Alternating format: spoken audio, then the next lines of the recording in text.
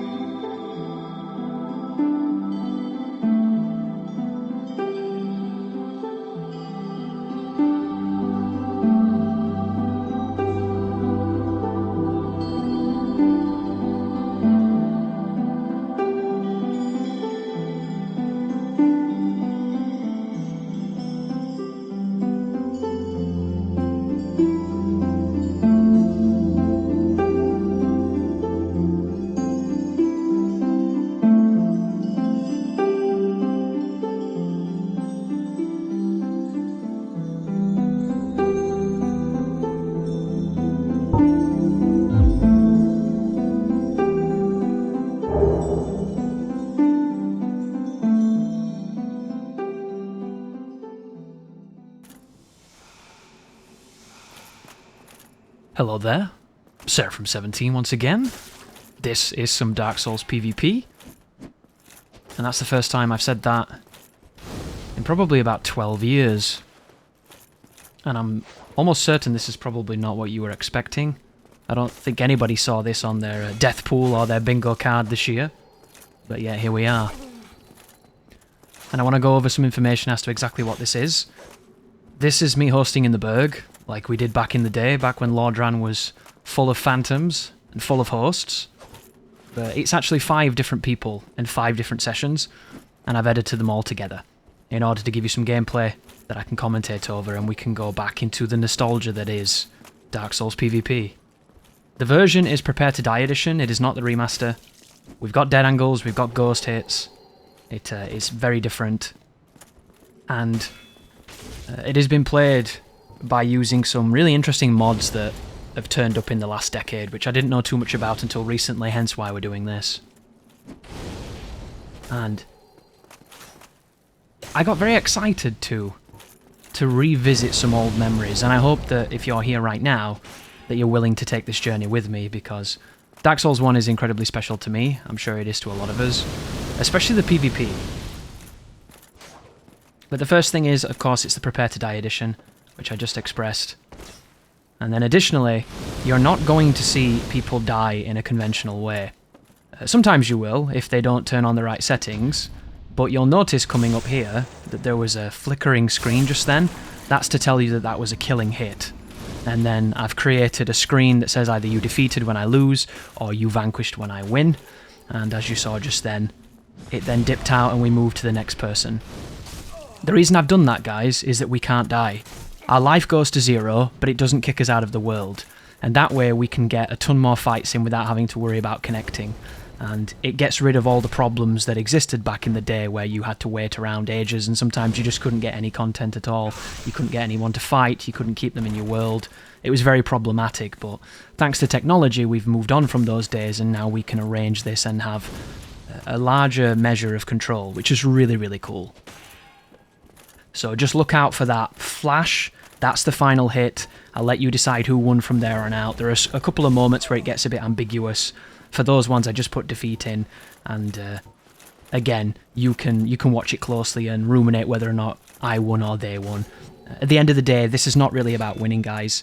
It's about having fun. It's about coming back to a game that has got a really bad reputation in the modern eye for PvP of being backstab souls, and we're going to talk about some of that. We're going to talk about where the games went from this one. We're also going to talk about what my mentality was back then and how it's changed in the times between these two moments. But before we get to any of that, I need to also explain that it's going to look on this footage like I win a lot. And that's not entirely the case. What I wanted this footage to be is I wanted it to be competitive, I wanted it to have a mixture of cool things happening, different things being shown, and I also wanted it to have a nice mix. And it just so happens that a lot of the more competitive matches, and a lot of the matches that had something cool happening, ended with me winning. But that does not mean that I did not lose, and it does not mean that I did not get repeatedly like stun-locked or just outplayed or just bodied. There were lots of squashes, there were lots of moments like that. It's just if I showed every one of those on these videos, it would be way too long. And I want to try and get some squashes, some competitive ones, some weird ones. I want it to kind of be all over the place. So anyone who was in these sessions might watch these back and go like, I remember winning more than that. Don't worry, you did. You know, I'm doing jump attacks, I'm going crazy, I'm showing you that you don't have to just fish for backstabs. And sometimes that goes my way, and then sometimes it does not. Which, you live and you die by the sword. But we have a mixture of warriors here as well. Some people are quite experienced, like this fighter right now, using his Murakumo and his old school build. As you can tell by how he plays, he knows what he's doing with this weapon, and we had a really good time in the Burg together. Even though it was about 130 ping, but it still felt good. And if you're new to Dark Souls and you're looking at this might look stupid, it might look obscene, it might look unplayable, it might just seem absolutely broken. And it will, because there's a lot going on in this game. There's a lot of legacy skills. And I have forgotten a lot of legacy skills. I'm trying to wake them back up. And there's also a lot of new things that I didn't know. So there's a couple of different encounters, and this one's really important. Do you see underneath my hood how there's an emblem of a vial of liquid that's red? You've probably never seen that before. That's because that's a mod. And that mod is called Dragon Blood. And it's this really cool tool that someone's made, where when you drink it, you can't die. And when you die, it shows you that you've died. And it's designed for these encounters, for people to match up and fight each other without the worry of affecting anyone else's world. And previously, I've done the black and white impact shots to show you when someone wins. I don't need to do it when I have this on and when they have this on, because there's a clear indicator between you and your opponent. And one of the problems with this particular style of PvP is that sometimes you think they're alive or dead and they're not, so you can heal prematurely and you can end a really close fight. And because we're all new to it and we're all just kind of getting involved, it's going to take some tooling, it's going to take some figuring out, and you'll see it in a moment coming up as we get towards perhaps the last hit here between me and this player. There it was. Oh, you didn't see it, so you'll see it coming up later on. But the idea is when you die, when you've got that on, it will do a karmic justice effect. It does this like big explosion outwards on your character. It's very visceral, it's very audible, and there's no ambiguity, and it makes it a ton of fun to understand when you lose rather than kind of guessing. And when you're using a Chaos Blade, which I am right now, it can be difficult to know when you die because it eats your own HP. And there were a lot of fights that we had where I was dead because I'd killed myself cutting with a Chaos Blade, and of course I didn't know I was dead. But this fighter here is on the worst of the connections. I think he has Wi-Fi, and it turns it into a situation where all of the things that people believe about backstabs in Dark Souls 1 can sometimes feel real when you fight against a connection such as this. And even then, you can counter a lot of it with certain playstyles, and you can deal with it, so it's not the end of the world. And we ended up having some really good sessions, which is what this is all about, as I've mentioned. A couple things to look out for, guys. In the first few matches, against the first few players, I had a controller that couldn't kick. I would click my analog forward and I would press the R1 to try and do a kick, and it just would not do it. So if you're ever wondering in some of these fights why I'm not trying to kick or put the threat of the kick out there to keep them guessing and keep them honest, it's because the controller wouldn't do it. And I still tried to do it every so often, and sometimes I got it and sometimes I didn't, but fundamentally I didn't get it very often. So later on, I say later on, it might not even be later on because they're interspersed. These are all in random orders. It's not the orders that they happened. They're jumping between players. But if you see me kicking like a monkey, like a grey ape going mental, it's because I have access to the kick again, and I'm really happy about it. And kicking can be very useful, but it can also be dangerous because there's counters. Additionally, a couple of other things you'll see me trying to do is I've recently discovered the barrel roll, which was some tech that was coming out back in the day, but then Dark Souls 2 came out and I stopped playing Dark Souls 1, so I wasn't up on all that stuff. And I knew about a lot of the backstab defenses and a lot of the backstab offenses. I knew about stuff like perfect block, perfect attacks, and whatnot. But I didn't know about this particular rolling technique, and you're going to see me practicing it. And if there's any moments here, guys, where you notice that I'm rolling backwards and my camera's going kind of weird, it's because I tried to do one of those and I messed it up. And you'll also see me practicing reverse rolls because I'm trying to get better at those, because I used to do them back in the day, but I found them really tricky. And you're going to see me attempting, mostly in the session with this player. In this one with the Dragon Blood, guys, you'll see me trying to counter both parries and backstabs by going into the menu and putting on Giant's Armor. And it's kind of tricky, especially on Prepare to Die, where there's this weird input buffer where you go into the menu and it just eats your input and you can't do anything for a while, so you got to be careful, especially if you're too quick. But the idea is, if you're about to get backstabbed, if you're about to get parried and riposted, swapping into something more defensive or putting the Ring of Steel protection on to make your defenses bigger. And it's the defensive equivalent of swapping to a different weapon to riposte on a parry, or swapping to the Hornet's Ring on a parry, which you might see me trying to practice some of that stuff, because I'm trying to wake it back up.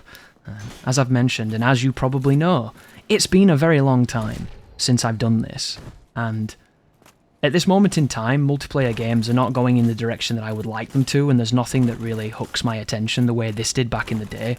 So coming back and having this nostalgia and being able to just throw down in the Burg and seeing ghosts in the Burg, seeing these...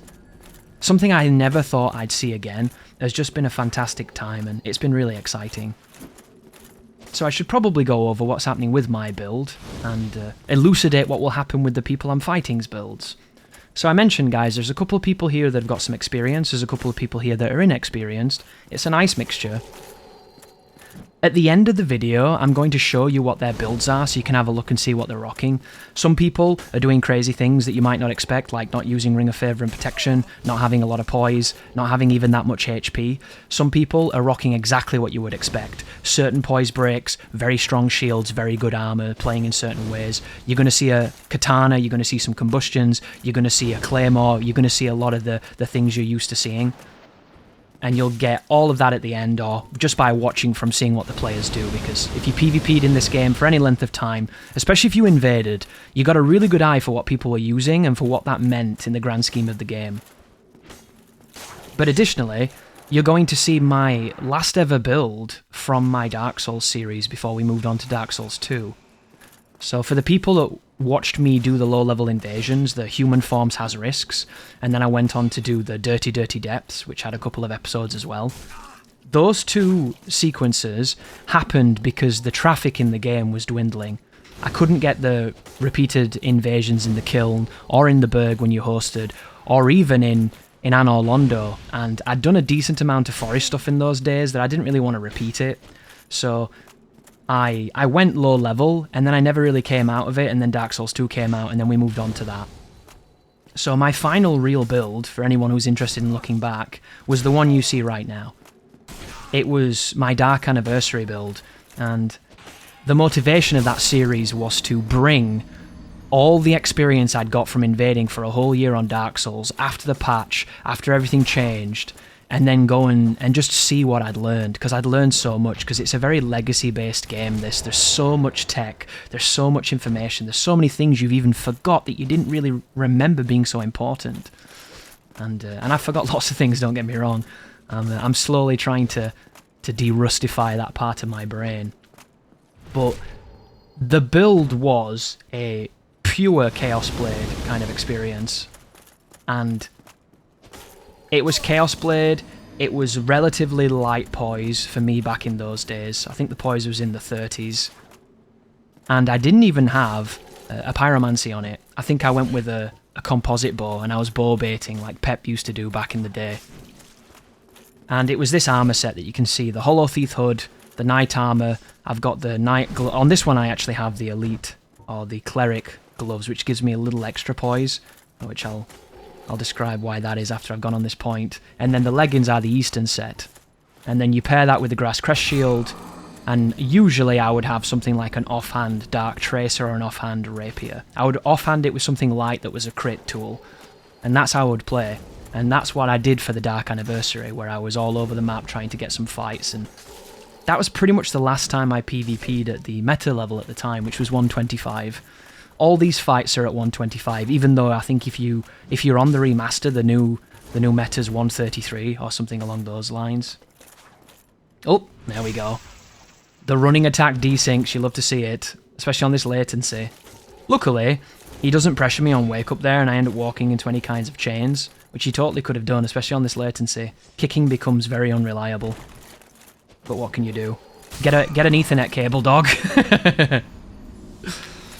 But this particular session, the one you just saw, it was the first session I had coming back to Dark Souls, and it was definitely a an eye-opening moment of wondering, you know, where I'd been, where the time went, where my mind was, how I'd changed and how I feel about things now. But you'll notice slightly different to what I'm using here. So on this one, I have more pyromancies on, experimenting with that, and I have the night gloves instead of the cleric ones.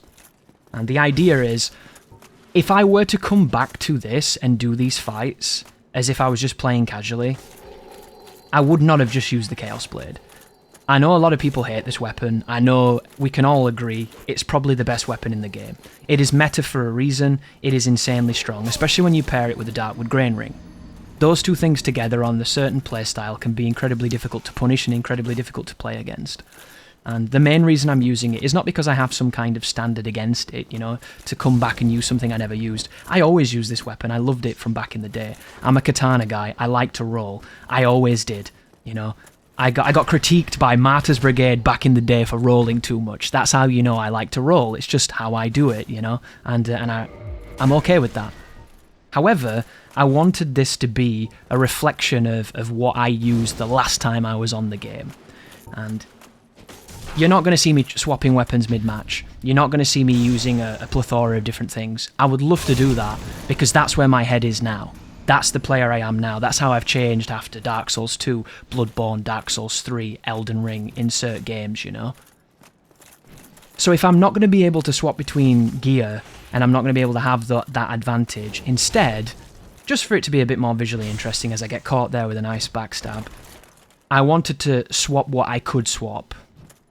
And that just happened to be different pyromancies and different backstab sticks, basically. So you'll see a fire tempest, you'll see some combustion, you'll see black flame, you'll see some fire surge, you'll see a fireball that gets me hung a lot because I'm trying to do animation cancels and I'm a bit rusty on those. And then as far as the backstab stuff goes, you're going to see a bandit's knife, you're going to see a chaos dagger, you're going to see a chaos rapier, you're going to see a silver tracer, and then I think you might even get like a mail breaker or something like that. And fundamentally, they're all the same thing, you know, they're not going to break the bank with creativity, but that's exactly what they are, and that's the purpose that they serve. But this player has a very defensive style and swings with very unusual timings intended to trade with you, which is as clever as it gets when it comes to fighting a katana. This is a timeless dance. Chaos Blade versus Greatsword. He has the damage, he has the stun potential, I have the speed. The whole purpose of this is I can't be there when he swings, and if he swings and he catches me, he has to put me down.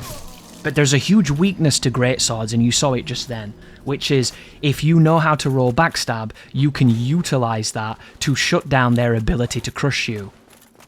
That being said, when I came back to Dark Souls, I had absolutely no intentions of coming back and just roll backstabbing every big weapon I saw. That was really unlucky just then. He tried to roll away, and because his back was to me, the vacuum picked him up. That was a majority of problems happening at once. That was a little bit of latency because he's from America, and that was just a bad direction to roll. And it's one of those things, I'm sure back in the day, if we'd have fought, he wouldn't have rolled like that, and I would have probably not got that. It would have been an empty hit. But we're old, you know, we're old, we're rusty, we're coming back, we're trying to get it back. We're seeing whether or not we've still got it, or if we ever had it to begin with. And you'll see in the videos, guys. Because Dark Souls PvP it's so special to me. Special in ways I can't even describe. And when I play it, I want to have fun, you know. My fun is using a lot of different moves, it's being agile, it's trying to get into the mind game of when they're going to attack, when I'm going to attack. It's about using movement. It's about using everything you can. And I have no qualms against backstabs. They're part of the game. I think they make the game as good as it is. It's just obviously lots of people don't like them. And they're very good. They're like just then. He rolled away, but because his back was to me, I go to attack him as he rolls away to catch his roll, and I stab him. And just then, I go to attack him on wake up. He does a backstep, and I chain stab him. I actually sent him a message saying, dude, I am sorry about that. I'm not looking to do that because that's not what I'm wanting to play like in this session. I'm here to have some fun in the way I enjoy. And I know how to chain stab. I did it back in the day in the forest, and I've got nothing against it. If you want to do it, you should do it. But for me, in this moment, I'm here to space. I'm here to dance. I don't want to just stab you in the back. I can unlock and I can sprint around and I can hook your shoulder and I can stab you every time. Unless you can defend them and then you'll shut me down. Here's what I was practicing as well, guys, but I messed it up. I changed the head, but I put a different weapon on back like a dickhead, so be careful trying to do that.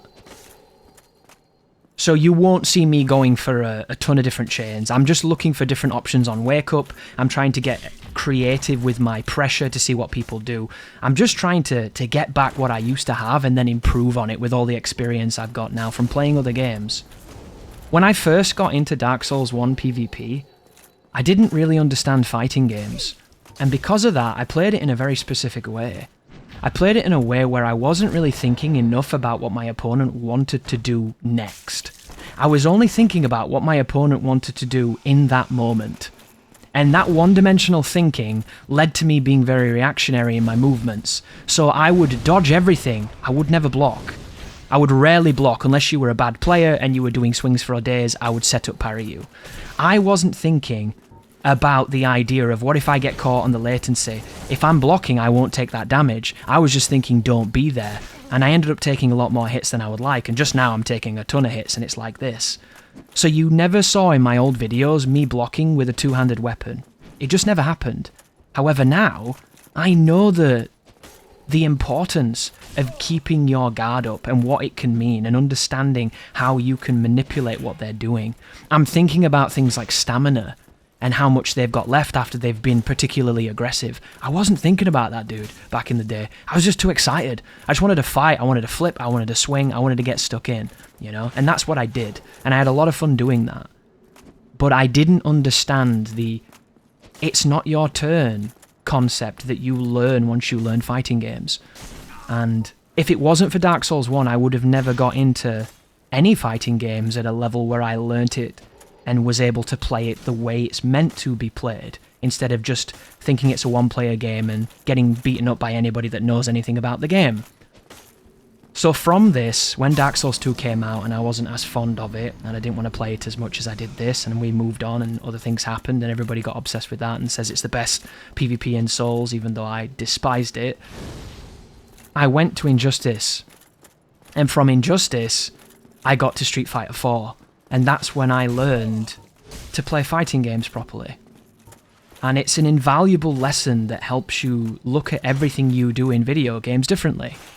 Because of that, when I've come back now, all these years later, I see the game like I used to see it, in that almost naive, childish, let's have some fun, let's dance around mentality.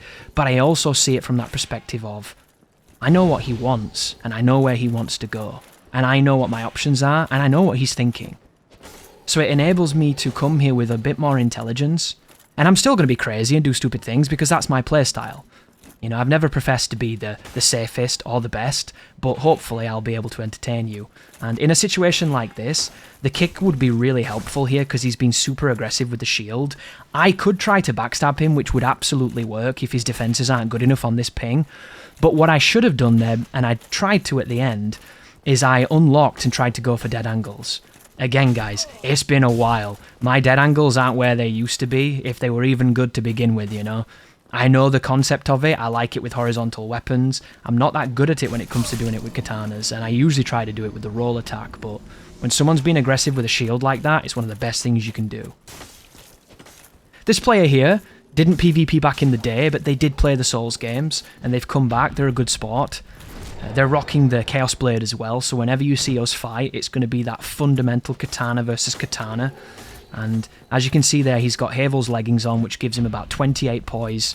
But he's wearing the leather, is it the leather thief set on top? And then he's got the Pyromancer hood, which tells me he doesn't have that much poise. And with 28 poise, I can get away with murder there. And if you're a smart player that knows the game, you'll ooh, that was unfortunate. Really nice counter, though. This was my favourite set out of all the fights, because it reminded me of some of the people back in the day that really knew what they were doing with movement, not necessarily, I was going to say movement swapping then, I meant to mean lock-on swapping, where you come out of the lock-on, you disengage, and then you start turning the direction just to keep it interesting.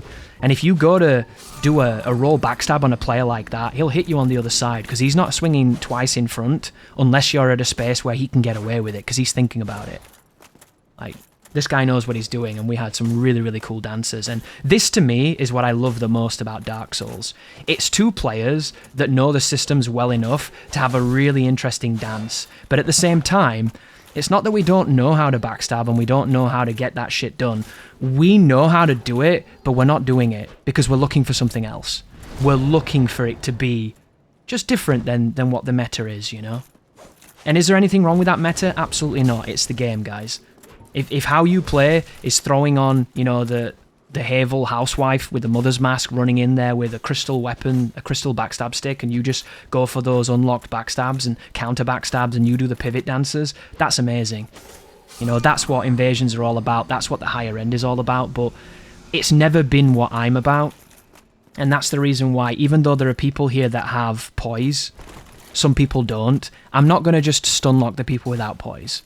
You know, I'm not looking to just hit you a bunch of times and get a bleed. That's not the way I fight.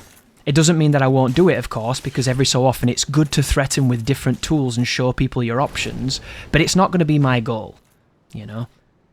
I want to have interesting fights, and I want to show you this game.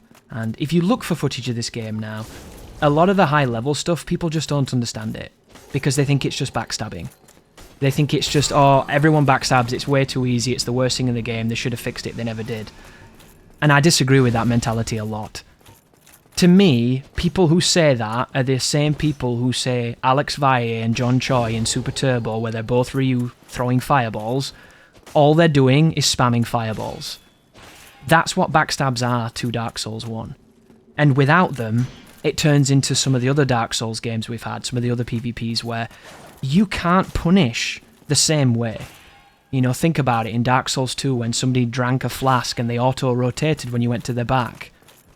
You couldn't punish those with backstabs. And in many of the other games, the backstab was so slow with that whiff animation that they just rolled away from it. How do you punish that? Well, you change how you look at the game. It changes how you play the game. You have to change with the systems. In this game, if you take a high risk, you can be criticaled. And it's fundamental to keeping you honest. It's fundamental to making the game work. And admittedly, backstabs were always too easy in Dark Souls. I don't think anybody would disagree with that. They always were. I would have preferred the detection to be closer to Demons. They weren't much harder in Demons, but they were stricter enough that I think it would have been perhaps healthier for the majority of people that don't like it. But you need to realise, guys, backstabs exist for a reason, and they're a tool that you can learn. And when all of these people complain that they're unavoidable and that, like, stuff like that, do you know why that happened, guys? Because I turned my back to him. That's why that happened. That was my mistake. I owned that. And some of these options I'm doing here could have got me backstabbed again, especially if he was looking for them, and especially if he was good at doing them, which he is in respect to what he's doing. Like something like just then. I chased him down, I was going to do a running attack, and as he rolled, his back was to me, so I get the backstab. That's why rolling in certain circumstances is so dangerous. And speaking of dangers, I thought he was going to backstab me then on recovery, so I went to do the swap and he didn't, so instead I just got bonked. And that's one of the fears when it comes to trying to practice new tech. It'll get you killed. And it's interesting to think of that as new tech. It's not technically new, it's just new to me. Back in the day, people weren't transforming into giants when you were Hornet reposting them.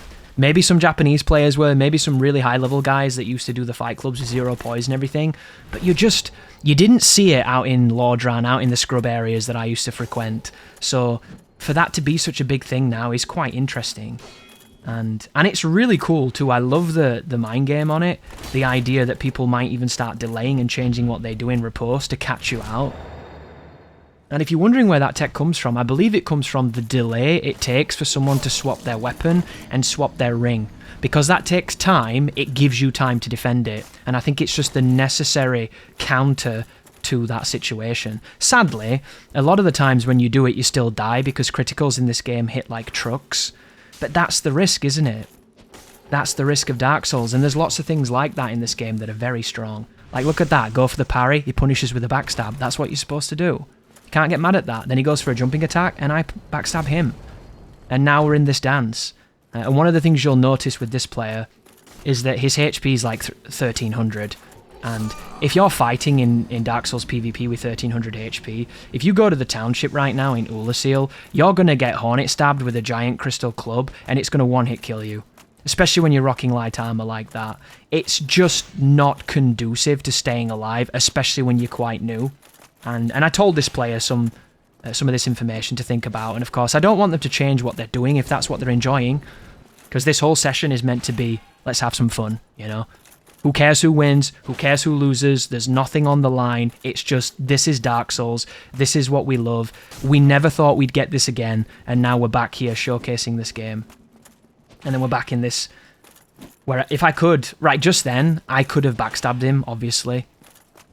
And it's a great counter to this, and the player I'm fighting here wouldn't have minded if I'd have gone for that, because he's looking to defend that stuff, which I think is really respectable, and that time I did it.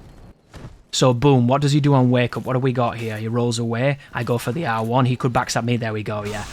When you do the running attack in bad spacing with the katanas, you are in so much trouble because it desyncs on their screen, and sometimes you're not even facing the right direction, so you will almost always get backstabbed if you don't space it correctly. And just then, I go for the roll into the rolling attack. Because this is a smarter player, they delay their R1, they do the other R2, the swap direction, and they catch me. And right now, I can't trade with what he has because he has the damage advantage, so I put the black flame on, I go for the combo, it comes down to the wire. I'm unlocking here to try and catch a sneaky black flame. I go for a weird jump attack there and I get poked on it, which is a beautiful punish in that spacing. But that was one of those legacy parts of Dark Souls I didn't remember. And if I'd have been unlocked then, guys, I would have jump attacked in the right direction, and it probably wouldn't have made a difference, but I wouldn't have jumped over to the right like a knobhead. You have to respect lock-on in this game. Lock-on is not omnidirectional, and if you do it in one of the wrong cardinals, you're going to get screwed. And especially if you do it as you're turning around. When you're turning in that animation has wicked priority. Animation priority in Dark Souls is really important. It's the reason why when you go to kick people, you get a backstab. Because certain things are higher on the hierarchy than other things. And sadly, it can work for you and it can work against you. But that's why we can get into the situation of talking about buffers, talking about option selects, talking about little bits of tech that you might not know about, that I certainly didn't know about back in the day, but I was doing without knowing what it is. Much like in a fighting game when someone starts talking about frame traps, I didn't know what a frame trap was, but I was using them. I was using frame advantage, all of these concepts. And just then, in that moment, guys, when we pivoted like that around each other, you can do a counter backstab there, and that will work. Just then, when I went for the parry, I tried to turn around, but I was a bit too slow, so instead I just got the parry. Right here, he's going for the bleed. He's super close to it as well. I need to be careful though, because if I'm going to attack and try to kill this guy, I might run the risk of killing myself with the Chaos Blade. So the backstab saved my ass, and I'm probably going to go for a combustion here. What do? Two-hand. Oof. Just get out of the range of it. Pull out the Tracer. Nothing going. Bit of spacing. We're both down to one hit. He backs up the jump attack. I go for the fake out on the backstab to see if he'd roll, and then I catch the roll. But moving on. Same player again. The eternal duel of katanas. Some people hate this dance, Darkwood Grain Ring Katana, because you saw it so much back in the day. Before the patch, everybody was flipping around with katanas. And it's strange to think that I've done it for so long and yet I still adore it. I really do. Here comes the shield. One of the big tactics that you'll see people use when it comes to shields is if you swap to a shield and you're not usually wearing one, you're probably going to run up and try a parry, right? Oh, here we go. Case in point. Very effective strategy. Fishing for parries in this game is super good. And I wouldn't call that fishing right there because he only did it once, but he telegraphed it to me because he's two-handing all the other time. So hiding your intentions is just as important as what your next attack is going to be. And the thing with it is parries feel really strong to new players, but there are always counterplays to it. You could swap to your Pyromancy Glove, hit them with a Combustion. You could kick them and try and get them with some instability damage. You could even just run past them and backstab them. You could circle and backstab them if you're fast enough. There's lots of options. You could do a jumping attack where they can't parry them. You could use a weapon that can't be parried. You know, people like to make out that this game is nothing but backstabs because at the highest level, backstabs become so effective and swinging is very scary and very risky. But it doesn't mean it has to be like that. Like anything else, there's nuance here, guys. And another thing that's really interesting as well is I come from 360, and on 360 the connections were not good. They were not as bad as the PlayStation apparently, but they were still pretty dog shit. So the parry timings for everything in this are completely alien to me. And of course I've got a lot of experience on when I'm supposed to swing, so I can do them, but a lot of the time, speaking of, there we go, GG on the parry, man. But I'm not dead. Can I get up off the ground? That's the question. What does he do for Oki? Walks away, does a little spin. I could have backstabbed him then if I'd have not been so dumb. I was playing a one-player game. The moment he turned around, if I'd have swung, backstab, I would have won. But that's the mind game, guys. What do you do? What do they do? That's what makes it so exciting. But there's options for everything. And that's what makes it the game that we love. You don't have to go to the same wells every time. There are choices. And especially when it comes to something like that, I think this player has, is it 54 poise, 53 poise? He has a poise breakpoint, which guarantees that he can pretty much tank through a few things. However, in this game, guys, you need at least, I think it's 4 or 5 seconds for your poise to go down naturally, unless you get poise broken, and then it goes down there. So the idea here is that if you're aggressive enough, you can keep stacking poise damage even on a player that has poise. And one of the advantages to... Nice counter. One of the advantages to latency... Oh, here we go, the crazy R2. You'll get murdered for doing that, so God bless him for trying. And I could have rolled towards it and backstabbed him, but where's the fun in that, guys? This is not about just winning. Winning is free, you know? Not to say he's not a capable player, but if you want to play to win, there are things you can do in this game and you'll win. But does that mean you're going to have a good time? Does that mean the person fighting you is going to have a good time? Probably not. And if we're out in the world, do what you want. This is not out in the world, guys. These are arranged fights in the Burg for old time's sake, trying to show people that this game has more to it than that one tactic that you probably didn't like. But back with the Tracer. I kind of like the Dark Tracer because it's got Toxin, doesn't it, on its R2. But, oh, here we go. Now we're swinging. Now we're getting some damage, and that bleed's pretty scary. Goes for the parry. That was meant to be a combustion, but I'm terrible at swapping spells. There's the R2. I try to punish with a jump attack. 585 damage, and it comes down to it now. Shield comes out. Parry attempt. Oh, no, I caught him moving forward. Be very careful, guys, of just popping that shield on at the end, thinking you're going to come and get something cheeky. People will run straight past you and stab you in the back.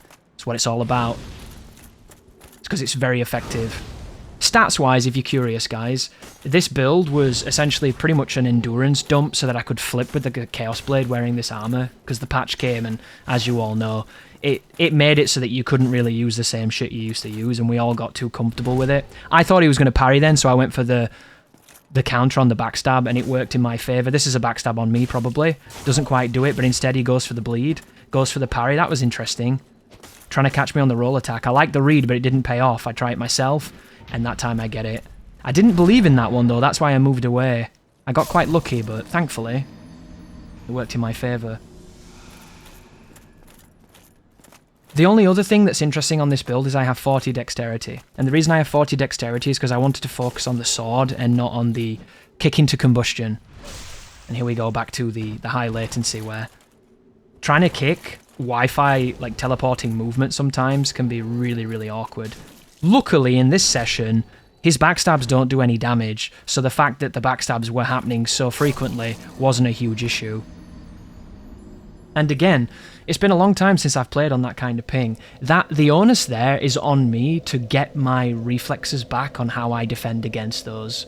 With the counters, with the pivots, with the rotations, you know, with the things you can do. And of course, you can always fall back on pulling out a curved sword and two-handing it and going to town until you stun them. But that is the first part of a new series, guys, of Dark Souls PvP. Hopefully the nostalgia's hitting you as hard as it hit me. Thank you all for being here.